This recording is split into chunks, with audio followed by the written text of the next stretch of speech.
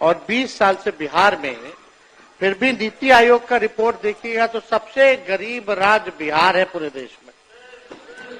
सबसे ज्यादा बेरोजगारी बिहार में, सबसे ज्यादा पलायन बिहार में, प्रति व्यक्ति आय निवेश जो है सबसे फिसड्डी बिहार है, चाहे किसानों का आय हो उसमें सबसे फिसड्डी है महोदय।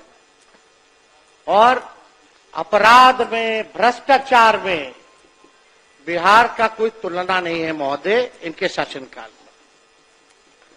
तो महोदय लगातार जो है हम लोग कह रहे हैं कि सरकार को आत्मचिंतन और मंथन करने की आवश्यकता है महोदय।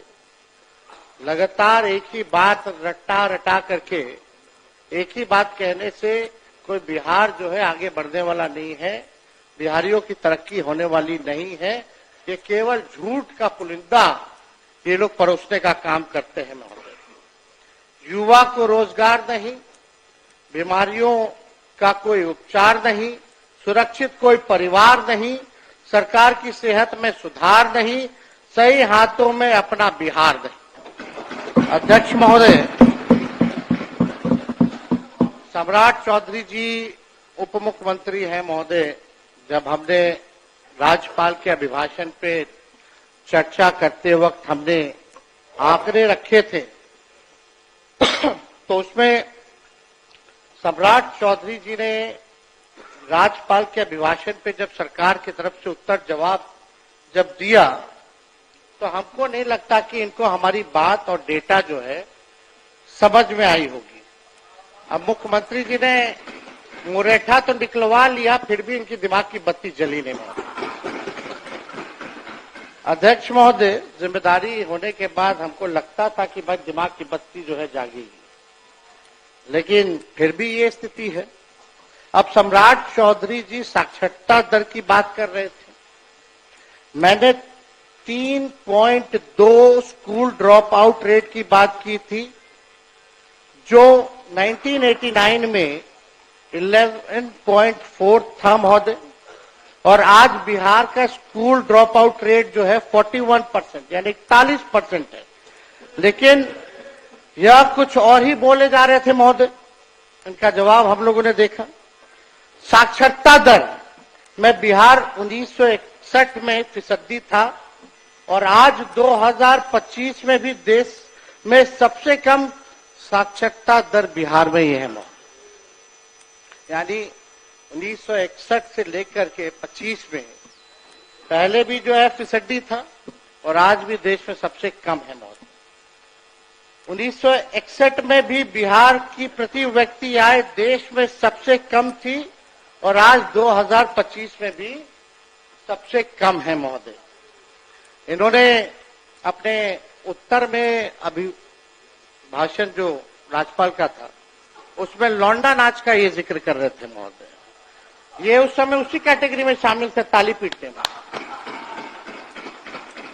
और लौंडा नाच महोदय वो तो बिहार की समृद्ध सांस्कृतिक विरासत है महोदय।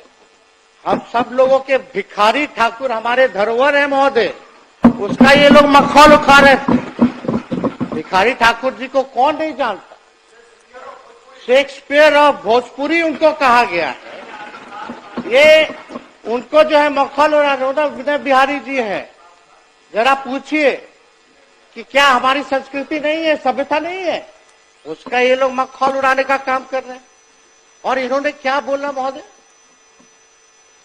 अब ऐसे उप मुख्यमंत्री जो बाप बेटी के रिश्ते के बारे में असभ्य और तुच्छ तरीके से बोलते हों,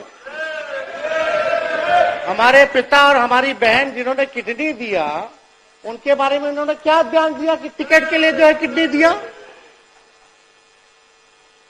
इस तरह का छोटी सोच की मानसिकता के लोगों से महोदय क्या उम्मीद की जा सकती है? ऐसे लोग हर चीज में जात धर्म जोड़ते हैं महोदय, जनता द्वारा रिजेक्टेड है और लोग सेलेक्टिवली अपराधियों की भी जाति गिन रहे हैं महोदय। तो दिन पहले इनका हमने बयान देखा, अपराध हुआ, घटना हुई तो एक पर्टिकुलर जाति से इन्होंने जोड़ा कि फल्ला जात के लोग जो है कर रहे हैं महोदय। अब अपराधियों की कोई जाति या धर्म नहीं होता है महोदय। अगर इतना ही शौक है इनको जाति ढूंढने का तो अपने गृह मंत्रालय में ऑर्डर दे दीजिए डीजीपी को कि कौन किसको मार रहा है, क्या मार रहा है, नहीं मार रहा, अपराध कौन कर रहा है, उसकी भी जाति का भी ब्यौरा दे, जुड़वा दीजिए वो कैटेगरी। अगर जाति ही के बारे में आप जो है किसी एक जात को लेकर के जो आप कहिएगा महोदय, और जो अपराधी किस्म का लोग होता है वहां तो शादी ब्याह भी नहीं हो करता है, लोग कोई नहीं करता है शादी ब्याह। बिहार सरकार को चाहिए कि हर अपराध पर अब मरने वाले पीड़ित की भी और मारने वाले हत्यारे की जाति सार्वजनिक करे महोदय, पता चल जाएगा, जरा जाने। अगर आप उसी सोच के हिसाब से अगर आप देखने का काम करते हैं महोदय, तो महोदय हम बजट पे भी बोलना चाहेंगे महोदय। थोड़ा देश का 1947 का भी बजट का आकार क्या था, बिहार का क्या था, उस पर भी हम चर्चा करना चाहेंगे। आज जो सरकार में जो लोग बैठे हैं इनका तो कोई मतलब नहीं था, उस समय तो कहीं थे नहीं आजादी के समय, आजादी में इनका कोई योगदान नहीं था महोदय। जब 1947 में जब देश आजाद हुआ, जब अंग्रेज गए तब खाने को देश में खाने को अन्न नहीं था महोदय, खाने का भूखमरी के हालात थे महोदय। जब अंग्रेज गए तो उस वक्त देश का साक्षरता दर 12% था, भारतीयों की औसत आयु 32 साल थी महोदय, और भारत के पहले बजट का साइज कुल 197 करोड़ था। अब 2025-26 के बजट का साइज 50 लाख करोड़ रुपए है महोदय। 1952-53 में के वित्तीय वर्ष में बिहार विधानसभा में 30 करोड़ रुपए का वार्षिक बजट पेश किया गया था। 52-53 में बिहार का 30 करोड़ का पेश किया गया था। जब आदरणीय गरीबों के मसीहा आदरणीय लालू जी मुख्यमंत्री बने 1990 में, तब बिहार का बजट लगभग 3000 करोड़ था महोदय, और 2005-06 में जब सौंप करके गए तब बिहार का कुल आंकड़ा यानी 28,000 करोड़ करके के गए महोदय। 3000 से 28,000 करोड़, यानी लगभग 9.5 गुना बजट राजद शासन काल में बढ़ा। 2005 से 2024-25 विगत वर्ष के आपके शासन में 28,000 करोड़ से बढ़कर 2,78,000 करोड़ हुआ, यानी लगभग वही 9.5 गुना बढ़ा। तो किस बात का आप लोग पीठ थपथपा रहे हैं? ये तो बढ़ता ही रहेगा, आप रहे या कोई रहे, बजट तो लगातार, ये तो परंपरा क्या, ये तो होता ही रहना है, बढ़ता ही रहेगा। इसमें आपने कौन सा तीर मार लिया? जो बार बार जो आप लोग कहते हैं कि भाई इतना बजट का साइज कर दिया, अब 3,17,000 करोड़ रुपया कर दिया, इसी से सब जो है टेप रिकॉर्डर बजाया जा रहा है कि बड़ा विकास किया। इस साल चुनावी वर्ष होने के कारण अचानक से 24-25 और 25-26 में, यानी एक साल में महोदय 3,17,000 करोड़ का तो बजट था, यानी एक साल में 39,000 करोड़ का आपने वृद्धि बना दिया। हम जानना चाहते हैं एक साल के अंदर 39,000 करोड़ आप बढ़ा कैसे दिए? बिहार का रेवेन्यू कहां से इतना फायदे में रहा है? बिहार जो आप बढ़ा दिए, ये कहां से आंकड़ा लाए हैं? बिहार को कितना फायदा हुआ है जरा ही बता दे, या बिहार कर्ज में है ये बता दे। तो आप चुनावी वर्ष है तो एक साल में आपने 39,000 करोड़ जो है वो बना दिया, वृद्धि कर दी गई, जिसका कोई आर्थिक या प्रशासनिक आधार ही नहीं है महोदय। क्या आपका राजस्व 39,000 करोड़ बढ़ा है? हाँ या ना बताइएगा अपने उत्तर में। 39,000 करोड़ बढ़ा है कि नहीं बढ़ा है? और कहां से बढ़ाया जरा ये भी बताइएगा, स्रोत क्या था अगर बढ़ा है तो? इतना बजट बना रहे हैं लेकिन महीनों से शिक्षकों, प्रोफेसरों, कर्मचारियों और संविधिकों को देने के लिए पैसा नहीं है सरकार के। ये अध्यक्ष महोदय सच्चाई, सत्ता में आप रहे या कोई रहे, इससे कई गुना जो है अधिक ही बढ़ेगा, पीछे जाने वाला नहीं है बजट। हमारे समय में यानी राजद के समय में इन्फ्लेटेड बजट नहीं होता था, अब तो सारा इन्फ्लेटेड बजट है महोदय, बनाते हैं। विगत वर्ष में 60% जो है बजट का पैसा ये खर्च नहीं कर पाते, 60%। और आंकड़ों की कलाकारी जोड़ते रहते हैं महोदय, दिखाते रहते हैं। लगातार 20 वर्षों में शासन के बावजूद बिहार आज भी केंद्र सरकार पर आर्थिक रूप से निर्भर है महोदय। राज्य का केवल 27% राजस्व अपने स्रोत से आता है महोदय। बहुत ही महत्वपूर्ण आंकड़ा है, आप सब लोगों को पता होना चाहिए, मीडिया के लोगों को भी पता होना चाहिए महोदय। बिहार का केवल 27% जो है अपना राजस्व से आता है, जबकि गुजरात का 73%, तमिलनाडु का 76%, और बगल का पड़ोसी उत्तर प्रदेश का 46% है महोदय, जिसका अपना रेवेन्यू है महोदय। यह स्थिति है। यह सवाल उठाता है कि बिहार की अर्थव्यवस्था आत्मनिर्भर क्यों नहीं हो पाई है। आप आत्मनिर्भर की बात करते हैं, बिहार की अर्थव्यवस्था को तो पहले आत्मनिर्भर कीजिए। अब बहुत ही महत्वपूर्ण बात है, मंत्री है सरकार में, सब लोग बुजुर्ग हैं, बुद्धिजीवी लोग हैं, बड़बोले लोग हैं, झूठ बोलने वाले लोग हैं, सब लोग बैठे हुए हैं यहाँ पे महोदय। बजट हुआ मत महोदय, लेकिन ये नहीं बताया कि बिहार पर कर्ज कितना है, बिहार के प्रति व्यक्ति लोगों पर कर्ज कितना है। तो हम बता दें 24-25 का, यानी पिछले ही वित्तीय वर्ष तक कितना कर्ज था। 3 लाख बिहार पर कर्ज, सुन लीजिए, 3,19,618 करोड़ रुपए बिहार पर कर्ज है। यानी प्रत्येक एक बिहारी पर लगभग 25,000 का कर्जा है। अब आप बताइए, ये जिक्र करना चाहिए था ना, उपलब्धि में आपको गिनाना चाहिए था ना कि कितना कर्जदार आपने, माननीय मुख्यमंत्री नीतीश कुमार जी, विकास पुरुष, डबल इंजन की सरकार में आत्मनिर्भर अभी भी नहीं हो पाए, सब बताना चाहिए था। क्या प्रति व्यक्ति आय है। आरबीआई, एजी और राज्य सरकार के ही स्रोतों की माने तो बिहार देश के सबसे अधिक कर्ज लेने वाले राज्यों में शामिल हो गए महोदय। बिहार का कर्ज हर साल बढ़ रहा है और बिहार के कुल कर्ज में हर साल की वृद्धि 10% की होती है, जबकि राजस्व बिहार का जो है उसकी बात करें तो 5% के आसपास ही इजाफा होता है, 10% जो है आप लोग कर्ज लेते हैं। ये क्या बना रहे हैं आप लोग बजट का भाई? कितना कर्ज आप लोगों ने डाल दिया। बिहार के जीडीपी का कुल कर्ज 38.6 तक पहुंच गया है। बढ़ते कर्ज के कारण हर साल बिहार को सूद के रूप में बड़ी राशि चुकानी पड़ रही है महोदय। अपने बिहार पर इतना कर्ज बढ़ा दिया है कि बिहार में कुल बजट का 7.5% पैसा ब्याज चुकाने में जा रहा है, जो लगभग 20,526 करोड़ सालाना होता है। आप सोचिए, हर दिन प्रतिदिन 56 करोड़ रुपए कर्ज का सूद में यानी ऋण में जो है ब्याज में बिहार सरकार दे रही है। ये सच्चाई है महोदय। और आप ये क्यों नहीं बताते कि 2005 में बिहार की प्रति व्यक्ति कर्ज कितना था और प्रदेश का कुल कर्ज कितना था, ये भी जरा बताना चाहिए महोदय।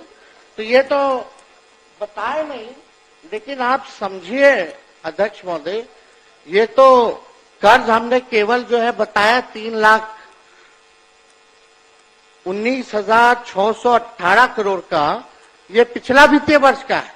इस वित्तीय वर्ष का जुड़ेगा तो हो सकता है इस बार तो बढ़ोतरी भी इन्होंने की है 39,000 करोड़ की।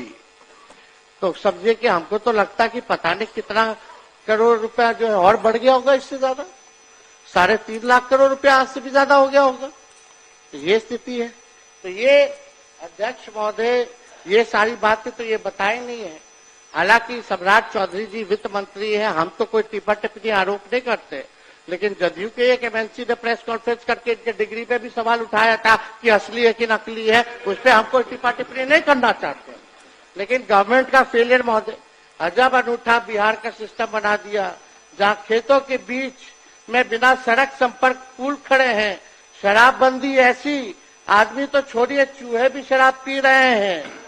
सीएम जिस रफ्तार से भाजपा के लोगों के चरणों में गिर रहे हैं, उसी रफ्तार से लगातार बिहार में पुल गिर रहे हैं, पर्चे लीक हो रहे हैं, अपराधी बेखौफ हैं, बेकसूर युवाओं पर लाठी बजाई जा रही है। मुख्यमंत्री को राष्ट्रगान के सम्मान की भी चिंता नहीं, लेकिन भाजपा को अपनी सरकार की बहुत चिंता है।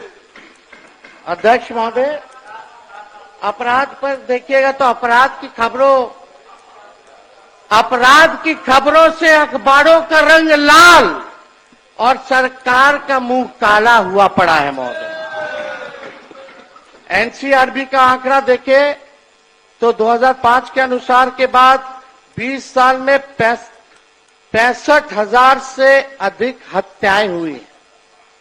20 साल का इनका शासन का 65,000 से ज्यादा हत्याएं हुई हैं, 25,000 रेप हुआ है, 1 लाख किडनैपिंग हुई है, 3 लाख चोरियां हुई हैं महोदय। ये स्थिति अपराध की है। और पिछले साल कम्युनल वायलेंस में बिहार देश में दूसरे नंबर पे रहा महाराष्ट्र के बाद। ये आंकड़े हैं महोदय एनसीआरबी का। और बिहार पुलिस की तो ऐसी स्थिति हो गई है कि अपराध इतना बढ़ गया कि अपना जो वेबसाइट है biharpolice.nic.in, उसमें अपलोड ही नहीं कर रही है डाटा। कई सालों से डेटा अपलोड नहीं कर रही है। क्या चीज का डर है? ताकि भेद खुल जाएगा क्या? लेकिन अध्यक्ष महोदय, ये सारा डेटा हम लोग जो है कंपाइल करके रखे हुए हैं महोदय। और आप सब लोग जान रहे हैं कितना भ्रष्टाचार बढ़ा हुआ है। कहीं भी आप चले जाइए, बिना घूसखोरी दिए हुए काम नहीं होता। कोई काम हो सबका तय है, थाना हो, ब्लॉक हो, सीना जोरी से रिश्वत चल रही है महोदय। सीना जोरी से रिश्वत चल रही है, धड़ल्ले से जो है चल रहा है महोदय। अभी सीओ का दाखिल खारिज जमाबंदी संबंधित वर्ष 2008 से अब तक कुल 1,36,00,000 वाद दायर किए गए, जिसमें से 52 लाख वाद को रिजेक्ट कर दिया गया तथा अभी भी रिश्वत नहीं देने के कारण लगभग 2,29,000 वाद विभिन्न जिलों में लंबित है महोदय। सीओ इतने आउट ऑफ कंट्रोल हो गए हैं कि डीएम की भी नहीं सुनते हैं महोदय।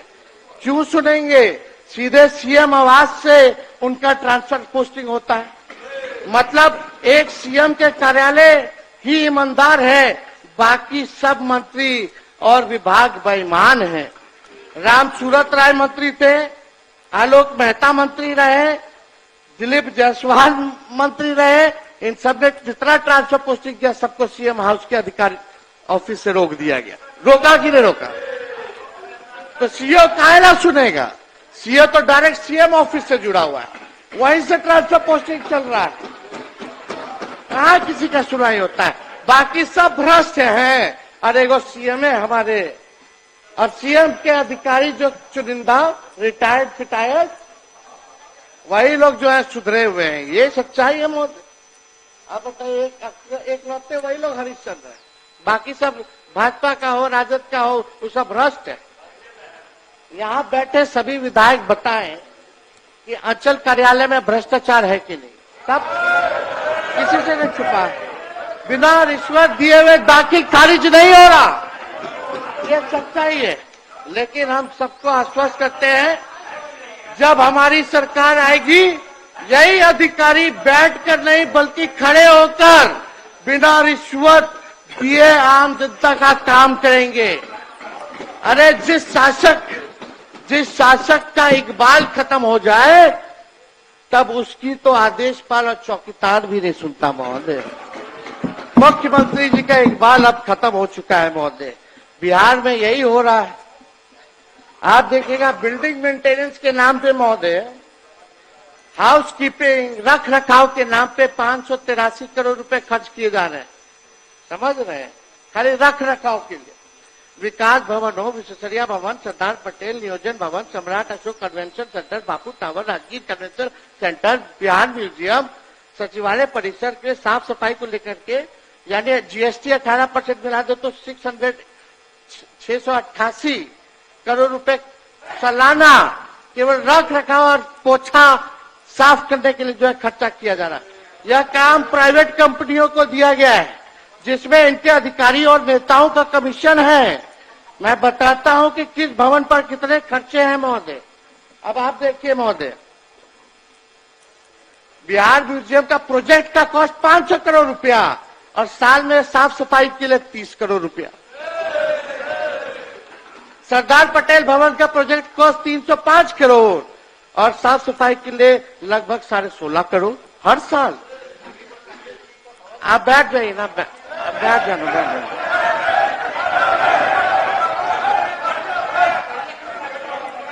अध्यक्ष महोदय, अरे छोड़िए ना, छोड़िए ना, अरे मंत्री जी हैं, अरे इतना नहीं बोलेंगे तो ये मंत्री रहेंगे, थोड़ा बोलने दीजिए। गला इसी में ना साफ होता है, सवाल जवाब में तो चुप रहता।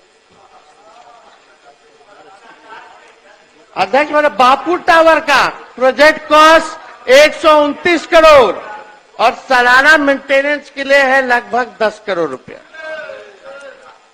नियोजन भवन 93 करोड़ रुपए का प्रोजेक्ट और लगभग 7 करोड़ जो है आपका मेंटेनेंस का है महोदय। ऐसे ही और चले जाएगा, समय नहीं है, ज्यादा भांडा फोड़ नहीं करना, सब निकल ही जाएगा। सब तो आप लोग जनबे ना करते, कुछ बचा है, दुनिया तो खत्म होने वाली है।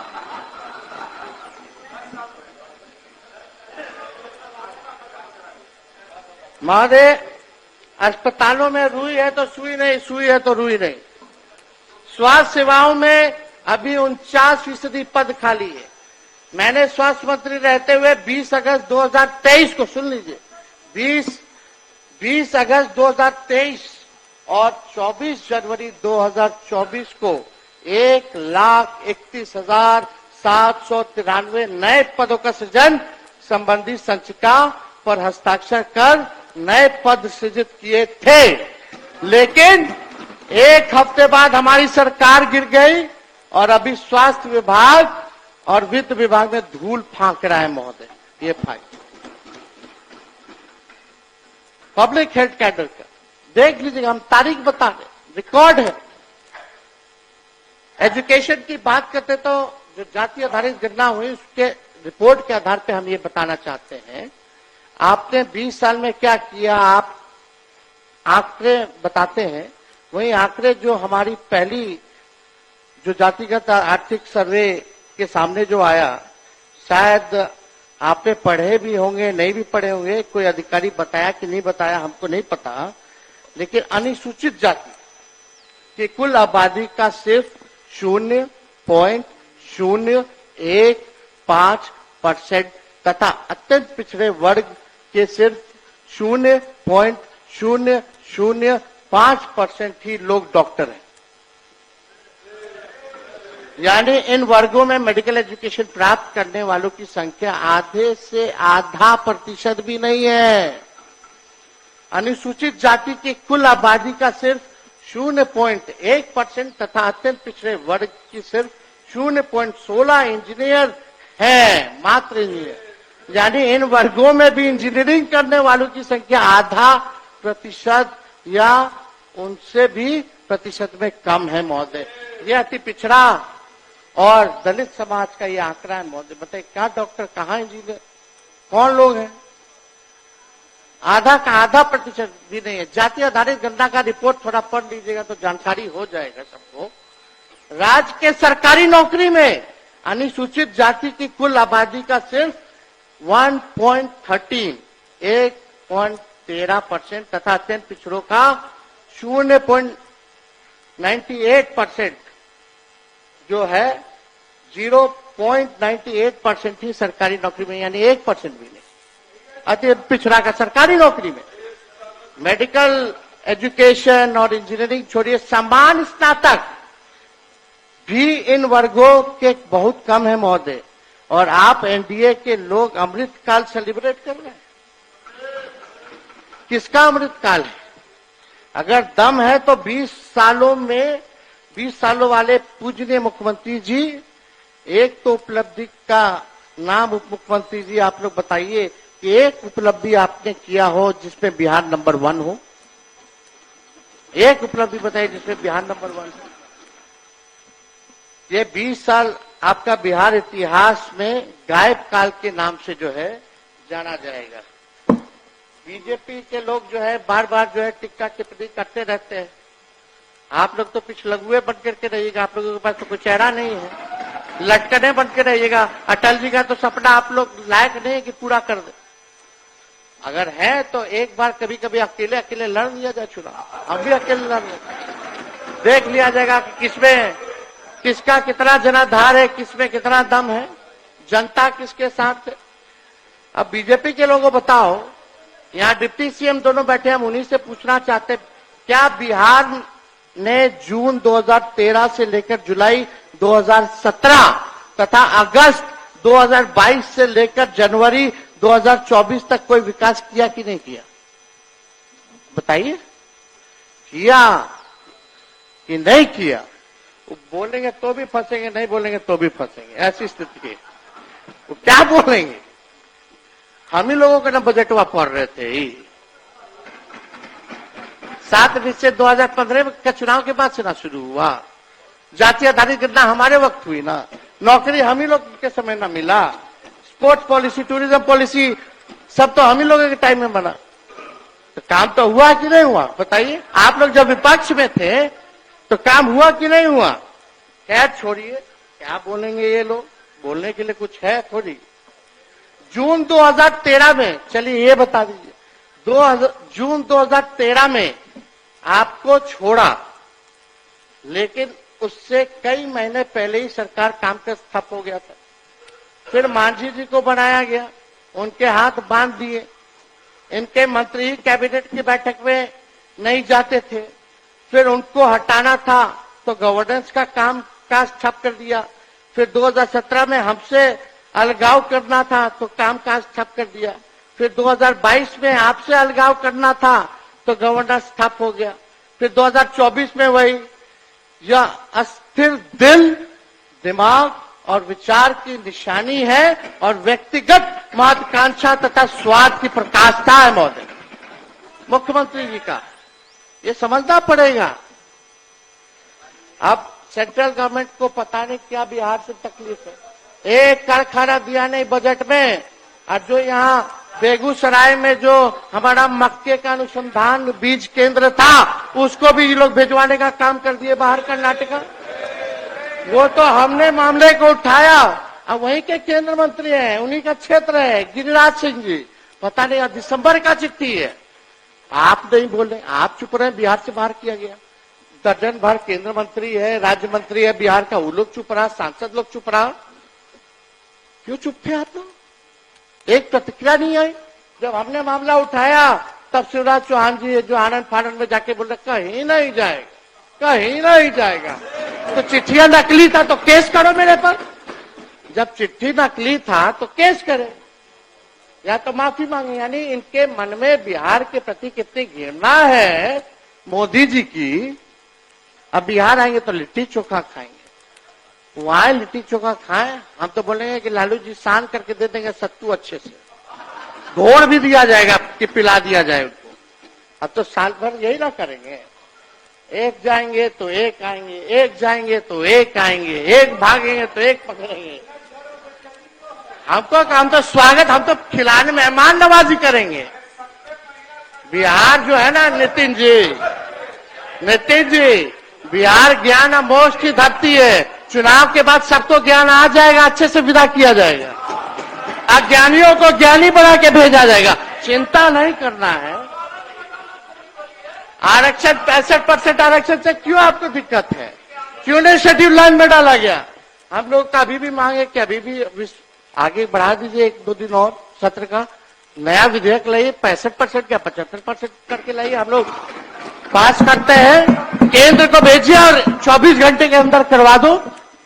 9वीं अनुसूची पे तो मान जाए, नहीं तो हम तो वही समझेंगे बीजेपी आरक्षण चोर, आरक्षण खोर पार्टी है। मुख्यमंत्री तो है नहीं, लेकिन हमारे मुख्यमंत्री के अनुयायी लोग बैठे हुए हैं। हम पूछना चाहते हैं विजय चौधरी जी से, विजेंद्र यादव जी से।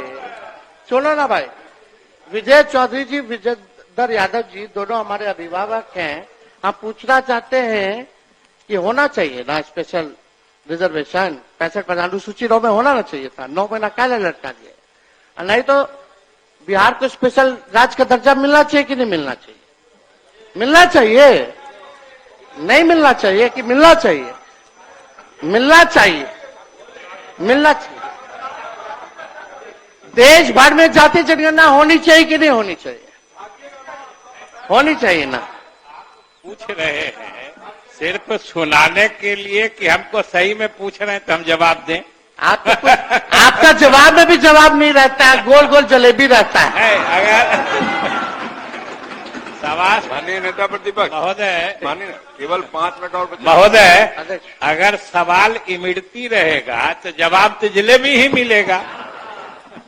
सीधा सवाल था, विशेष राज्य का दर्जा, जाति जनगणना देश भर में और आरक्षण 65%, बस।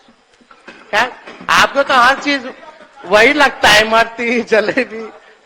खैर छोड़िए, अब ज्यादा हम, लेकिन आप देखिए चंद्रबाबू नायडू बताइए लेके चले गए, कितना लेके के चले गए वो पैकेज अनाउंस किए, लेकिन मुख्यमंत्री जी कुछ नहीं कर पाए। आप देखिएगा कि भाई 2 लाख करोड़ आंध्र प्रदेश के लिए लेके चले गए चंद्रबाबू नायडू, और आप लोग कुछ नहीं कर पाए, थाली बजा रहे हैं खाली। और सप्लीमेंट्री बजट में पिछले बार भारत सरकार का 2024 जुलाई में 59,000 करोड़ की योजनाओं का जिक्र किया, वो भी 2015 वाली। नायडू जी हार्ड बार्गेनर हैं, थोड़ा नायडू जी से सीखना चाहिए, करना चाहिए था। कहते हैं कि उन्होंने दिल्ली से लेकर आंध्र प्रदेश तक केंद्र से धन लेने की पाइपलाइन शुरू कर दी है, बिछवा दिया है। आप लोग कब करिएगा? इसका मतलब यह है कि आंध्र प्रदेश विकास के लिए चिंतित है। जब मर्जी केंद्र के छाती पर चढ़कर विशेष पैकेज ले जाता है। लेकिन एक हमारे सीएम हैं जो ना तो नीति आयोग के बैठक में जाते हैं, ना पटना में आए हुए इन्वेस्टर मीट अटेंड करते हैं, ना निवेशकों से मिलते हैं। दूसरे राज्यों के सीएम निवेश लाने के लिए जिनेवा, दाउस सहित कई जगह विदेशों में जाकर के जो है वो निवेश लाने का काम करते हैं, लेकिन हमारे पटना में आए निवेशकों से भी नहीं मिलते हैं हमारे मुख्यमंत्री। क्या इसलिए नहीं जाते हैं कि बिहार में समुद्र नहीं है? अब ये समुद्र नहीं है का मतलब आप लोग नहीं समझिएगा। मुख्यमंत्री जी का 2020 में ये बयान था, नीतीश बोले बिहार समुद्र किनारे नहीं है इसलिए उद्योग नहीं आते। तो पंजाब, हरियाणा, मध्य प्रदेश क्यों बिहार से आगे? ये मेरा ऑन रिकॉर्ड है, बिना फालतू बात नहीं करते, रिसर्च करके आते हैं साइंटिफिक ढंग से। अब मुख्यमंत्री जी, अध्यक्ष महोदय, 5 मिनट। अध्यक्ष महोदय सुन लीजिए, थोड़ा हाउस को अध्यक्ष महोदय ऑर्डर में लाया जाए, शांति बना रखिए। बोलिए बोलिए। बार बार मुख्यमंत्री कहते हैं कि हमने इसको बनाया, मतलब तेजस्वी को हमने बनाया, उप मुख्यमंत्री। तो हम आपसे पूछना चाहते हैं 80 बड़ा होता है कि 43 बड़ा होता है? 43 बड़ा होता है कि 80 बड़ा होता है? 71 बड़ा होता है कि 81 बड़ा होता है? बताइए, गजब विडंबना है महोदय। बैठिए बैठिए, बोलने दीजिए। विजय सिन्हा जी और सम्राट चौधरी जी, आपकी बड़ी पार्टी है ना कि छोटी पार्टी है? आपकी बड़ी पार्टी की छोटी पार्टी है? अब हाँ या ना में बताइए। आपकी बड़ी पार्टी, आपकी पार्टी को बड़ी आपने बनाया कि सीएम ने बनाया? आपको डिप्टी सीएम मोदी जी ने बनाया कि मुख्यमंत्री जी ने बनाया? अरे मोदी जी ने सम्राट चौधरी जी बनाया कि नीतीश कुमार जी ने आपको डिप्टी सीएम बनाया, और हम लोग अगर समर्थन पत्र नहीं देते तो इनको गवर्नर बुला लेते क्या वोट लेने? हमारा अधिकार है। हाँ, तो हम बनाए। सृष्टि की संरचना ही 2005 के बाद से हुई। ये नहीं रहेंगे तो दुनिया खत्म हो जाएगा। मुख्यमंत्री बोल रहे थे कि टेलीफोन, आईपैड, कंप्यूटर खत्म करो। अब बजट ही पेश कर रहे थे तो दिखाने के लिए आईपैड ला करके दिखा रहे।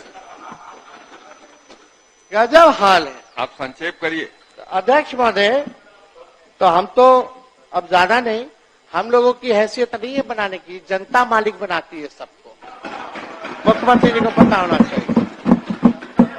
मुख्यमंत्री तो अपने सहूलियत के हिसाब से जो अपना नजरिया बदल लेते हैं महोदय, उनके लिए महोदय उफ तलक करते नहीं जिल्ले इलाही के खिलाफ, उफ तलक करते नहीं जिल्ले इलाही के खिलाफ। आपको दरबार की आदत है, दरबारी है। हाँ, अध्यक्ष महोदय, अब मौका आ गया है बिहार 2025 पे अपने यंगेस्ट स्टेट होने का फायदा उठाएगा और यह मौका बर्बाद नहीं होने देगा। हम बिहार को भारत का मैन्युफैक्चरिंग हब बनाएंगे। ये बीजेपी के लोग युवाओं, नौकरी, रोजगार, उद्योग, धंधे, एआई और टेक्नोलॉजी में आगे बढ़ाने तथा रिसर्च और इनोवेशन में इंगेज करने के बजाय इन्हें जात, धर्म, नफरत और प्रोपेगेंडा में उलाझ के रखने का काम करते हैं। मन नया बिहार बनाने के लिए मेरे पास विजन है, स्पेशल मिशन है और अनडाइंग पैशन है महोदय। नया बिहार की 58% आबादी 50 वर्ष के लोगों से कम की है और उसके सपनों को, आकांक्षाओं को, भविष्य को अपनी कुर्सी का खेल में नहीं जला सकते। मैं युवा हूं, उनकी भावनाओं और सपनों का समझता हूं और हर हाल में बिहार के युवाओं के सपनों को साकार करूंगा। मुझे सरकार नहीं बल्कि नया बिहार बनाना है। माफ करिए आप। 2 मिनट कंक्लूड करेंगे। मैं युवाओं की तरफ से इस रूढ़िवादी और आउटडेटेड सरकार को बस इतना ही कहकर अपनी बात को खत्म करना चाहूंगा। न दबाव पांव से घास के तिनके को अदना समझकर, उड़ के पड़ जाए अगर आंख में तकलीफ बड़ी होती है। और आखिरी में एक बात जो कहते हैं ना, तेजस्वी बच्चा है, हाँ है, लेकिन ये नोट कर लीजिए, बिहार का ये तेजस्वी बच्चा सोच और ईमान का सच्चा है, ख्यालों का अच्छा है, इरादे और जुबान का पक्का है। बहुत बहुत धन्यवाद। श्री तारकिशोर प्रसाद, आपके पास 10 मिनट का समय। तारकिशोर जी।